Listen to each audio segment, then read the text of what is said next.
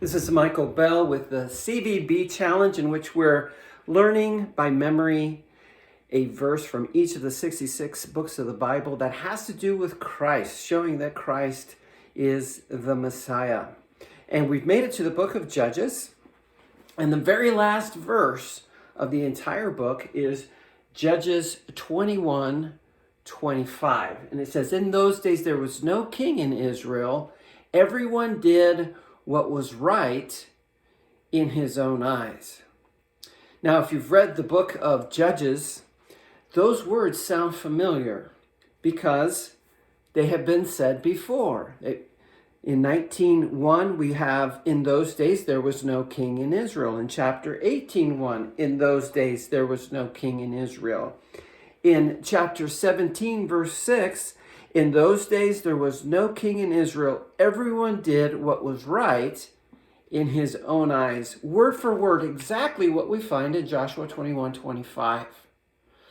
Now, it's fun to trace the Messiah in the book of Judges as you look at each of the judges, Ehud and Jephthah and Samson and all the way up to Samuel, and you see characteristics of the Messiah.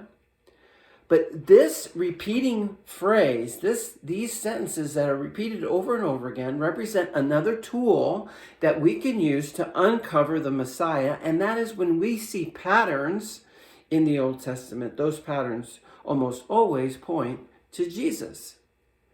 And this is one of those types of patterns. Now, because there was no king in Israel, everyone was his own king or her own queen. Everyone did whatever they wanted. They made their own decisions about what was right and wrong. And you know how human nature is. We rationalize and we justify and we make excuses. And whatever we do is right in our own eyes, typically because of our human nature. And if you read this book, it's an actual disaster, chaos, horrible, violent crimes.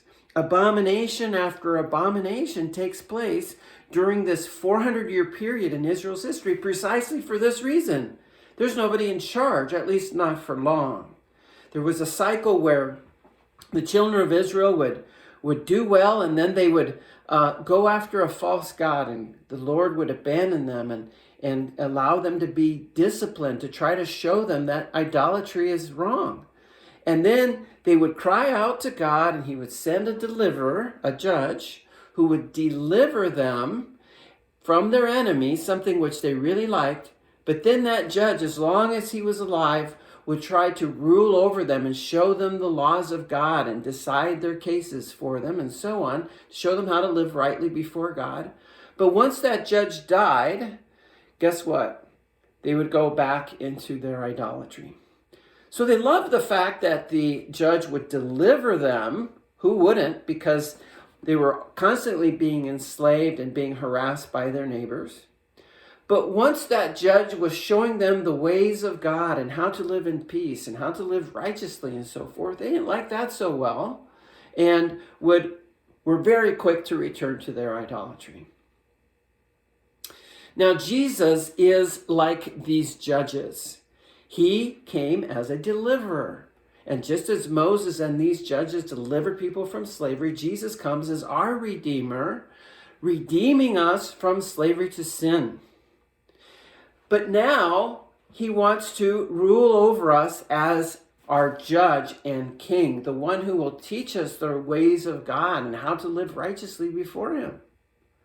A lot of people love the idea of Jesus as Savior and Redeemer, but they don't understand that he redeems us to make us his people, to live a certain way in the sight of God. Luke 9:23 says, "If anyone would be my disciple, let him deny himself and take up his cross daily and follow me." See, we can't live as if we're our own king, doing what's right in our own eyes. Jesus saved me, now I'm going to live my life how I want. No. Jesus saved me in order to become my king, so that he might rule in my life, so I might be part of his kingdom. And so I deny myself, I crucify myself and live the crucified life with Jesus as my king. basically as one of these judges of the book of Judges, but in a permanent way. That's why Paul in Galatians 2:20 says, I've been crucified with Christ, and I no longer live, but Christ lives in me. The life I live in the body, I live by faith in the one who loved me and gave himself for me.